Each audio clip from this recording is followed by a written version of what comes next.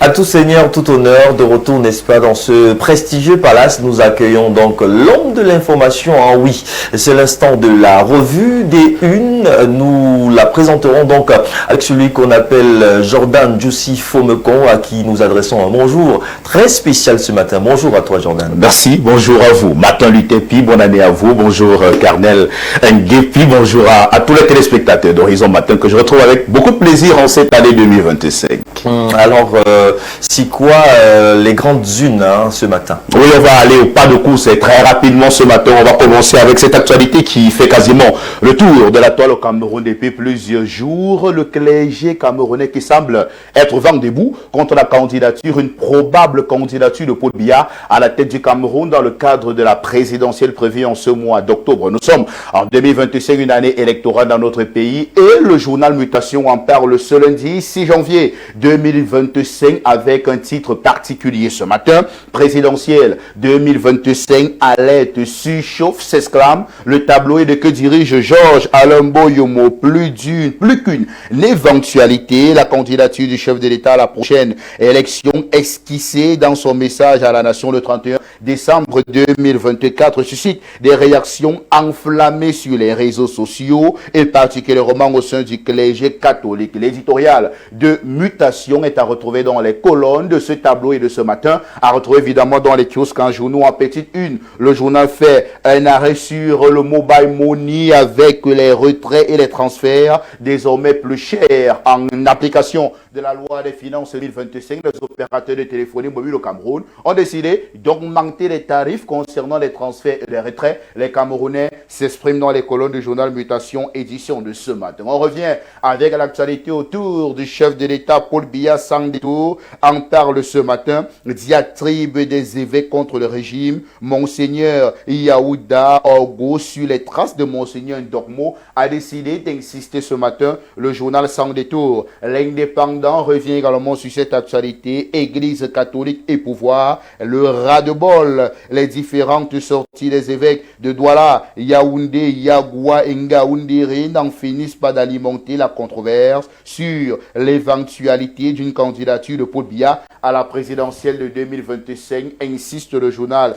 L'Indépendant ce matin. Émergence, le tableau des bilingues parle également, mesdames et messieurs, de cette actualité présidentielle 2025, des évêques dans la chaussure de Paul Biya, insiste le journal. Et en petite une, le tabloïd revient sur le discours présidentiel prononcé par le président de la République, Paul Biya, le 31 décembre 2024, zoom sur les sous-secteurs eau et énergie. Qu'a dit le président de la République concernant ces quelques secteurs? Les détails sur le sujet dans les colonnes du journal Indépendant, édition de ce matin. Château Hebdo revient également sur la sortie de quelques évêques camerounais. Malgouvernance, Yangnama, s'exclame le journal Château Hebdo ce matin. Le tri-hebdomadaire le soir de feu Armand Bianda évoque également l'actualité, mesdames et messieurs, pour la protection des valeurs démocratiques et pour éviter la confusion, la politique aux politiciens, la religion au clergé, insiste le tri hebdomadaire le soir, édition de ce matin.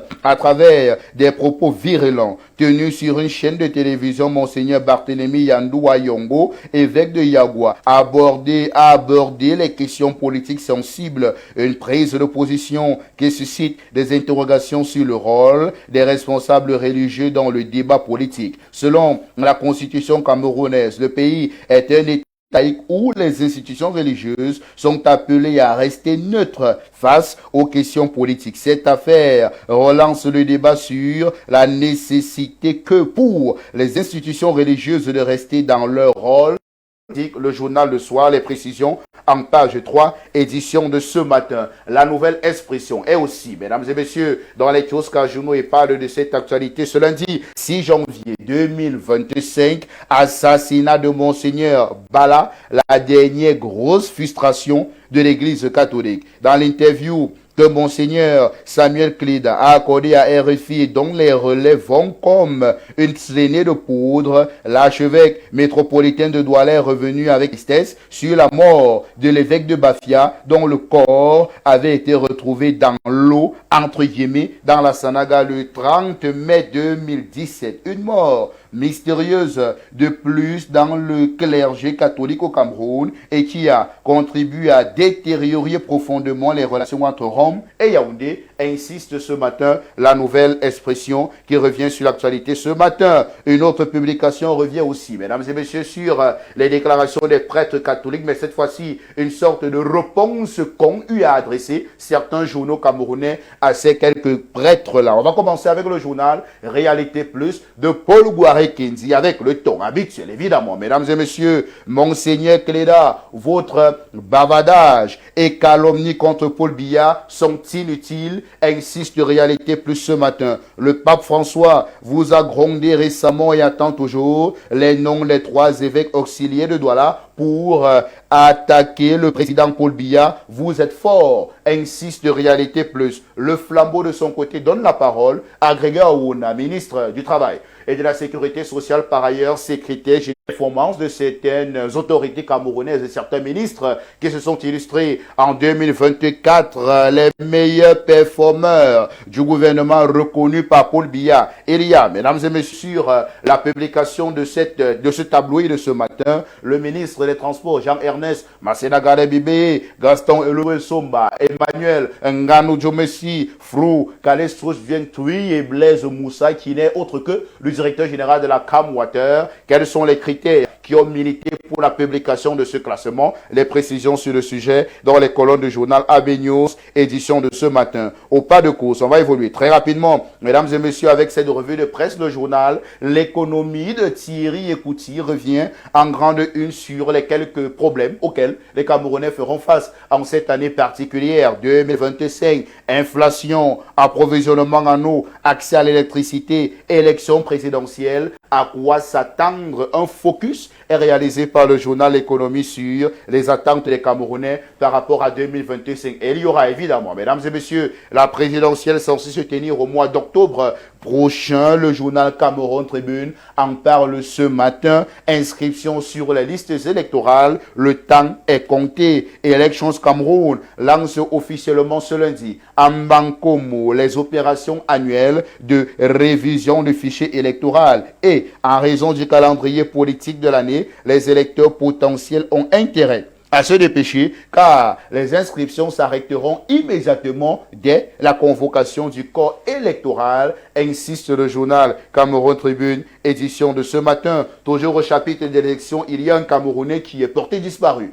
depuis plusieurs jours. L'info à chaud. Dès lors, Magellan Kamse Kamgeng revient sur l'actualité ce matin au cœur d'une vidéo virale en possession de plusieurs cartes nationales d'identité. Le RDPciste progressiste Djoubaïrou est probable. Le journal L'Info à chaud cite le docteur Aristide Mono, cet analyste politique très connu des médias au Cameroun, qui s'est insurgé contre ce qu'il qualifie de la disparition de ce Camerounais qui est porté disparu depuis la publication d'une vidéo à travers laquelle on apercevait un homme politique en possession des centaines, voire des milliers de cartes nationales d'identité. En petite une, Maurice Kamto et Célestin Bédigui sont cités par le journal L'Info à chaud. Ces deux personnalités s'insurgent contre le harcèlement judiciaire et politique de Maître Alice Com. Cette avocate qui se présente comme étant défenseuse des droits humains est depuis quelques jours sous les feux des projecteurs avec les convocations qui n'en finissent pas à son endroit venant des autorités camerounaises pour quelques faits qui lui sont reprochés. L'anecdote, le journal de Bruno Bidjang de son côté revient sur ce qui tourne autour du ministre d'État, ministre de la Justice Laurent Esso, fiché lui la paix. C'est la seule une, mesdames et messieurs. Le seul titre qui bat la grande une du journal. L'anecdote ce matin. Pourquoi doit-on ficher la paix à Laurent Esso qui lui veut quelque chose? Mesdames et messieurs, les précisions dans le journal. L'anecdote ce matin. En tout cas, concernant le Parlement camerounais, il y a une classification qui a été faite. Kavaye Djibril est le meilleur député camerounais en 2000. 2024. C'est le journal Écho du Parlement qui en parle ce matin. Performance, Kavaye Zibril, député le plus dynamique de l'année législative 2024. Qu'a-t-il fait pour arriver au panthéon des députés camerounais? 30 conférences du président présidé, 2 congrès du Parlement présidé, plusieurs audiences qu'il a eu organisées dans le cadre de ses fonctions. Et il est, mesdames et messieurs, selon le journal Écho du Parlement, le député camerounais le plus dynamique en 2024. Le financier d'Afrique parle de l'Afrique centrale avec les opérations, les orientations budgétaires des États de la CEMAC en 2025. L'info à choquer revient encore sur Maurice Kamto qui s'insurge contre les pressions auxquelles sont soumis auquel est soumis Alice Com. Panel Hebdo qui parle de la candidature de Paul Biya en 2025. Dr Henri Ebea ici avait vu juste celui qui se présente comme l'une des principales élites du département de la Léquier était l'une des premières personnes à demander à Paul Biya de se représenter. Aujourd'hui, en fervent lieutenant du président de la République, Ebea ici, qui en octobre 2021 s'était prononcé en premier en faveur d'une nouvelle candidature de son idole politique, peut se conforter dans sa posture 3 ans plus tard avec la quasi-déclaration de candidature de Paul Biya le 31 décembre 2024. Insiste Panel Hebdo, édition de ce matin. Le drapeau parle de l'entrée en application de l'application Aigle, mesdames et messieurs. Conjoncture économique revient sur le sacre de Alain Noël Mukulu Mvondo comme étant la personnalité éco-matin de l'année 2023. Le jour parle du cacao camerounais ombre sur une embellie avec la flambée des prix qui a été observée l'année dernière. Et on sort de cette revue de presse avec le journal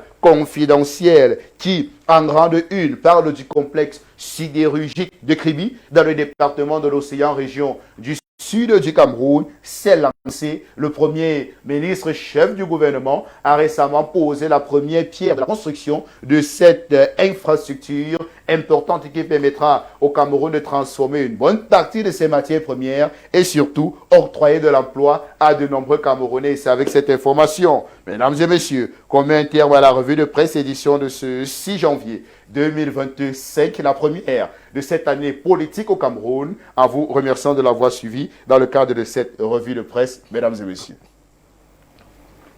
Avec l'aide de la régie, on va prendre une transition pour permettre à Jordan Fomekon de nous retrouver sur ce plateau.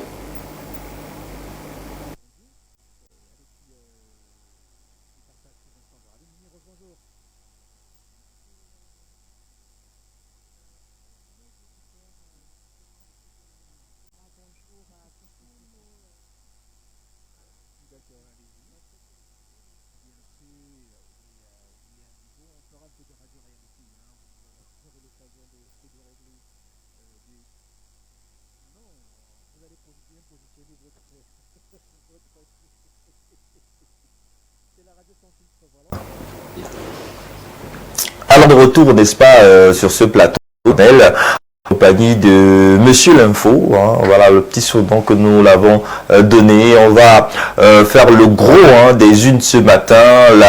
L'information était marquée justement par, on va dire, ce désistement du clergé catholique envers la personne, n'est-ce pas, de son excellence Paul Biya, ou encore moins du RDPC. On pose la question, n'est-ce pas, à notre chef info, Monsieur Jordan, quelle est votre analyse rapidement sur la situation? Pourquoi ce désistement du clergé? Globalement, il faut dire que les avis de quelques prélats camerounais sont mitigés concernant cette déclaration de certains évêques au sujet de la probable candidature ou non du président de la République. Nous avons tous suivi le 31 décembre dernier la déclaration de Paul Biya devant les Camerounais qui a dit de façon précise que sa détermination à servir les Camerounais reste intacte, même s'il n'a pas clairement déclaré sa candidature. On a pu entendre au regard de ces quelques déclarations que Paul Biya est encore là. Il n'a pas pour ambition de rentrer au village, comme il avait annoncé il y a de cela quelques temps en tout cas. Devant ces déclarations, ils sont nombreux les évêques camerounais qui ont décidé de s'exprimer. Hier encore, à travers certaines homélies, par exemple dans la région de l'ouest du Cameroun, on a entendu certains hommes de Dieu dire de façon précise qu'on ne peut pas aujourd'hui accepter qu'une personnalité de cet âge se représente à une présidentielle avec tout ce qui a déjà été fait dans le pays. Sauf qu'il y a de l'autre côté, Monseigneur Jean Baga, archevêque métropolitain de Yaoundé, qui lui a sorti une note pastorale pour dire de façon précise que l'Église a un rôle essentiel et il ne s'est pas clairement prononcé dans le cadre de ces quelques déclarations venant des évêques camerounais. Aujourd'hui, il y a beaucoup de choses qui sont dites sur le sujet, mais ce que moi je crois, c'est que, comme l'a déclaré sans être son porte-parole, le ministre du Travail et de la Sécurité sociale, par ailleurs secrétaire général adjoint du comité central du RDPC, les déclarations des évêques s'inscrivent dans une dynamique précise qui sont l'illustration de la vitalité démocratique du Cameroun avec la liberté d'expression qui est l'un des principes de la démocratie. Et maintenant, pour terminer, est-ce que les évêques ont raison? Est-ce qu'ils ont tort? Est-ce que certains Camerounais qui estiment que l'Église doit rester dans l'Église et que la vie politique devait rester en politique, il faut tout simplement dire que les évêques dirigent les hommes qui sont des Camerounais. Ils sont nombreux des Camerounais aujourd'hui, lorsqu'on leur pose la question, ils disent de façon précise qu'il serait temps que le président de la République, qui a quand même atteint un âge où on est censé se repose un peu, parce qu'il faudrait également que l'un des principes de la démocratie, qui est l'alternance, se matérialise au Cameroun, même si en face d'eux, il y a encore quelques-uns, comme André Ebeaï, si on l'a entendu tout à l'heure, qui lui pense que Paul Biya, c'est le meilleur choix, l'homme de la situation en tout cas. Voilà le cloisonnement, le caractère divergent de la vie politique au Cameroun. 2025 nous réserve beaucoup de surprises. Une année électorale précise pour notre pays. Merci à toi, Jordan Fomekon. Merci, n'est-ce pas, à vous de nous avoir écoutés. Et derrière toi, justement, on va accueillir Monsieur Sport. Mais avant de l'accueillir, on va prendre justement cette transition pour te permettre de nous quitter. Et on te dit à demain matin.